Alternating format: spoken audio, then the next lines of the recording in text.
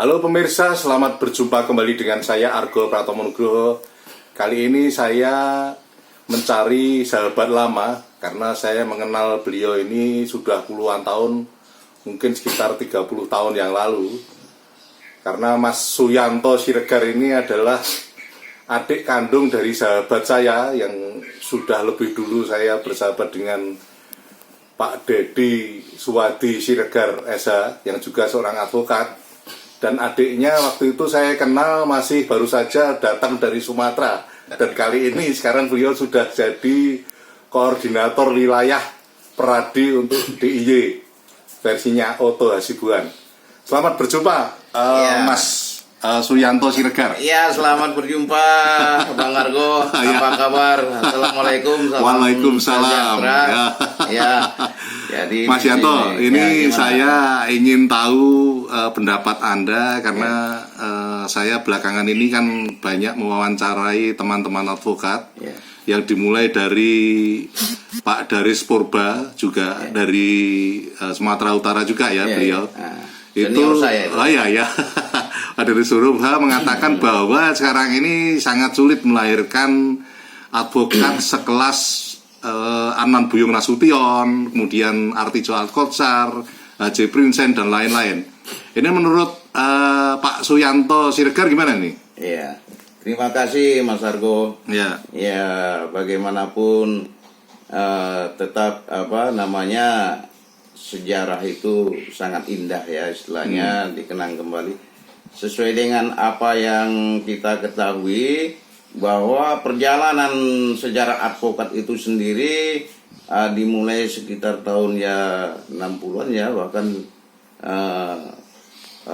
zaman kemerdekaan dulu, penjajahan itu dibentuk organisasi Peradin ya, itu. Artinya sebelum Orde Baru ya.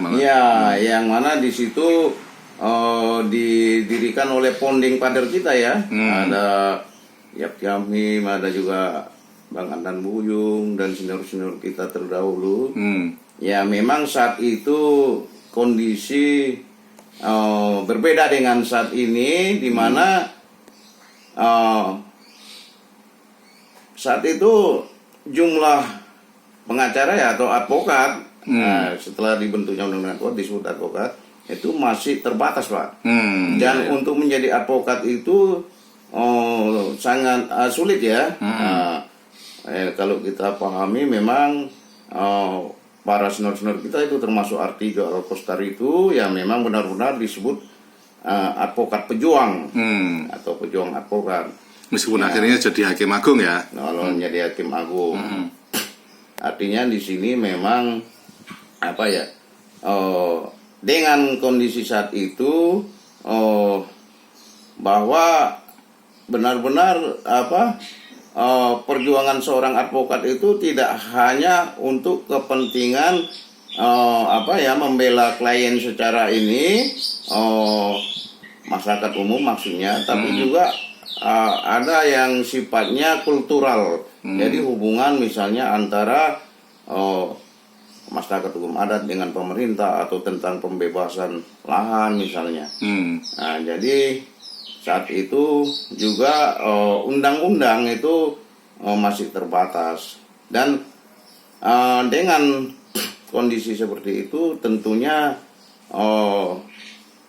tidak banyak ya seperti sekarang advokat. Jadi perjuangan itu juga benar-benar mumpuni, Pak. Sekarang kan kita justru dengan adanya undang-undang advokat ini kita diberikan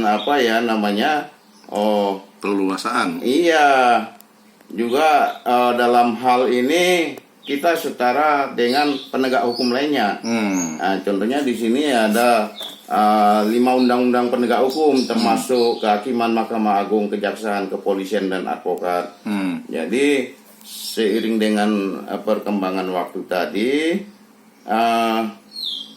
bahwa perlu dipahami amanah undang-undang advokat tersebut menyatakan dibentuk suatu wadah tunggal untuk mempersatukan advokat. Namun pada kenyataannya Sekarang ini malah banyak sekali organisasi banyak advokat. sekali, ya. Tapi itu dimaklumi karena di sini sebenarnya sebelumnya juga sudah ada, Pak. Sebelum berdiri Pradi, jadi ada 8 organisasi advokat yang berdiri. Jadi kemudian berdirilah dibentuk undang-undang advokat yang mengamanahkan bahwa harus ada wadah tunggal advokat. Jadi 8 organisasi ini membentuk Pradi istilahnya yang diketuai saat itu oleh Bang Otto Hasibuan.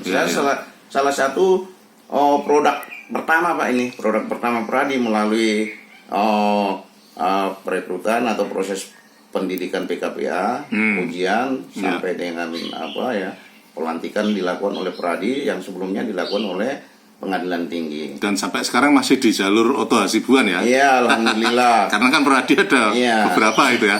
Nah, yang kita sayangkan memang di sini ada semacam ini ya. Mungkin kita sebagai advokat kan mungkin menafsirkan sebagai ahli hukum juga bahwa kebebasan berorganisasi memang itu diatur dalam undang-undang berserikat dan berkumpul. Namun terhadap advokat, organisasi advokat sesungguhnya itu sebagai profesi yang officium nobile atau profesi yang mulia, tentunya ini tidak bisa seperti ormas begitu, Pak. Jadi artinya beda halnya dengan misalnya notaris, dokter gitu loh. Ada ID, ada ini gitu, Pak. Berarti organisasi profesi ya atau organisasi profesi. Iya. Artinya kan ketika Anda di salah satu bahkan di Korwil ya sekarang Anda di Pradinya Pak Otto Hasibuan, pendapat Anda seperti apa kalau ada kritik bahwa sekarang ini malah justru berkelahi sendiri dengan banyaknya organisasi advokat itu? Ya, itu tadi, itu dampak daripada ini, Pak, ya. Memang kembali lagi kita sayangkan bahwa advokat itu seharusnya kan dalam suatu wadah. Namun karena dengan alasan kebebasan berorganisasi sehingga beramai-ramailah membentuk organisasi-organisasi advokat baru. Padahal ini seharusnya kita ini ya sebagai orang hukum taat hukum, Pak. Jadi tidak bisa misalnya kita ini layaknya seperti ormas. Namun demikian ya hal ini kita sayangkan juga bahwa Undang-Undang Advokat nomor 18 tahun 2003 itu sendiri sampai saat ini belum mempunyai peraturan pelaksana atau peraturan pemerintah ya. Yang bagaimana sih yang dimaksud wadah tunggal advokat, bagaimana juga implementasinya. Nah, jadi karena kan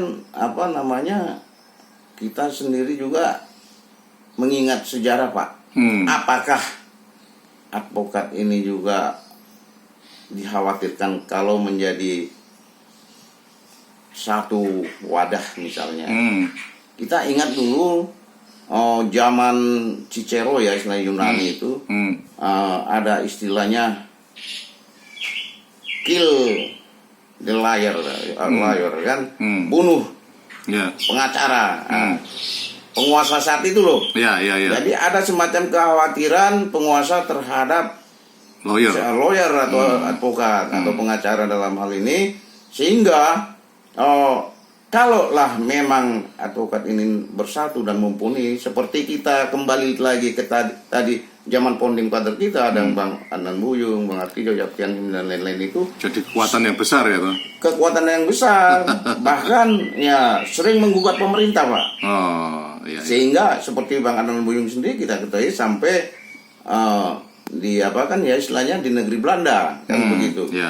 Ada yang juga masuk penjara. Sehingga hal ini tidak terjadi. Sampai saat ini itulah kita harapkan memang bagaimanapun Indonesia ini yang berkomitmen menganut negara hukum. Jadi dalam hal ini juga ya seiring dengan telah dibentuknya juga undang-undang advokat tersebut yang setara kedudukannya kita sebagai penegak hukum dan keadilan dengan jaksa, polisi dan kehakiman. Tentunya di sini ya perlu juga sesungguhnya dilakukan revisi undang-undang advokat, Pak. Oke.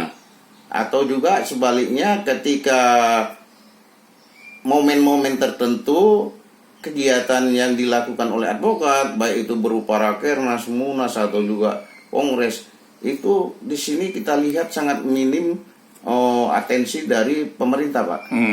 Artinya kita mengadakan acara setingkat nasional mungkin dihadiri oleh seorang menteri atau presiden lah bahkan sebagai bentuk wujud itu ya. Perhatian ternyata tidak terjadi, Pak. Tidak pernah terjadi ya. Maka ini suatu kekhawatiran tadi. Jadi sejarah berulang barangkali, Pak. Ya. Itulah yang menjadi keprihatinan kita. Oke Mas Yanto, karena waktu yang membatasi kita, nanti lain waktu saya akan datang lagi ke tempat Anda. Nah pemirsa, akhirnya saya Argo Pratomo Nugroho, terima kasih atas perhatian Anda. Sampai jumpa.